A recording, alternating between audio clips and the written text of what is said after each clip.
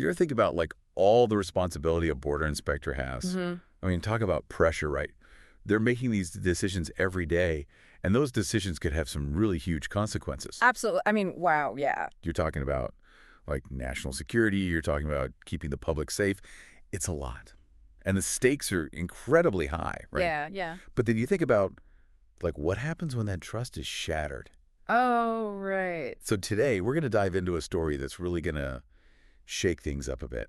Yeah. It's the story of Leonard Darnell George, Okay. and he's a former U.S. border inspector. Wow. Former U.S. border inspector. And yeah, That's something else. this is a case that really, I think it really kind of highlights some things that we need to pay attention to. I'm interested to hear about it. Okay, so let's just kind of jump right in. Yeah. So this guy, George, he was stationed at the San Ysidro border crossing in San Diego. Oh. And, for people who don't know, that's the one it's kind of known as the busiest, like, land border crossing in the Western Hemisphere, right? Oh, wow.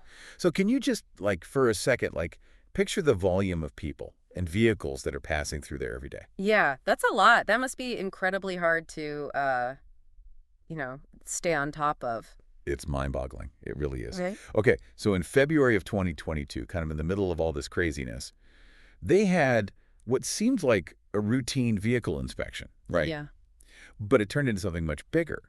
So the agents, they end up finding 222 pounds of methamphetamine hidden in this vehicle. Oh, my gosh. It's a huge bust. Yeah. And, I mean, you would think, right, that would kind of send, like, shockwaves through the whole operation. Right, right. Make everybody really step up their game. Exactly. You'd think anyone would think twice, right, after something like that happens. Yeah. But for George, this was like just the beginning. Oh, no. Really? He didn't stop. Oh, wow. In fact, he kind of doubled down on this scheme that he had going. Oh, so he was involved. He wasn't just, Yeah. the inspector that happened to find it. Yeah, so this is where it gets really interesting. So investigators, they start digging into this, right? Mhm. And they uncover all these text messages. And the text messages show that this guy was actually accepting bribes. Oh, wow. He was getting $17,000 for each vehicle that he just let pass through. It's crazy how bold people can be. I know. And just in June of 2022, he made $68,000 just for waving through 4 cars that were loaded with drugs. Wow. It's crazy. It makes you wonder, right? Like, what is going through someone's mind when they're willing to risk so much? I mean, that's a good We're question. talking about a huge breach of trust here. We're talking about a direct threat to, the security of the country. So what's going on? Right. It's a lot more than just like a slap on the wrist kind of thing. Right. So then you have this Elizabeth Cervantes, who was in charge of CBP's Office of Professional Responsibility in San Diego. And she made this statement. And she basically said that CBP does not tolerate misconduct within its ranks. Of course, they're going to say that. Yeah. But after a case like this, you can't help but ask yourself, Yeah. how much is slipping through the cracks? Yeah. That's the scary part, isn't it? It is. Like how much do we not know about? Yeah.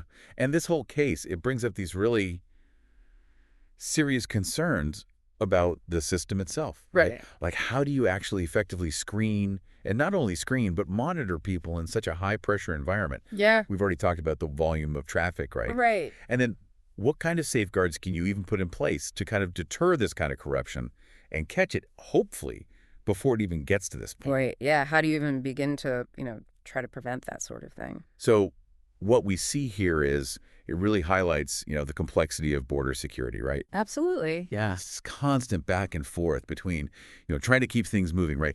We want legitimate travel and trade to be able to move freely.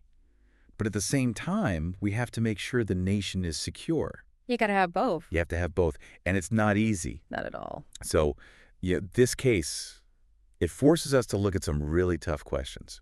How do we prevent people from taking advantage of the system? Right. What kind of training and oversight do we need to have in place so that we can feel confident that our borders are, being managed with integrity? Yeah. How do we make sure that we can trust the people who we've put in charge of that responsibility? So we're left with this story, right? It's a story of betrayal. It's a story about a huge drug smuggling operation. Yeah. And it's a story about a system that's clearly being pushed to its limits. Absolutely. And it leaves us with one big question for everyone listening out there, okay? Yeah, I'm ready. In a world that is becoming more and more interconnected every day, how do we achieve true border security without having to compromise our values in the process. That's a tough one. Yeah, That's something we all need to think about. we do.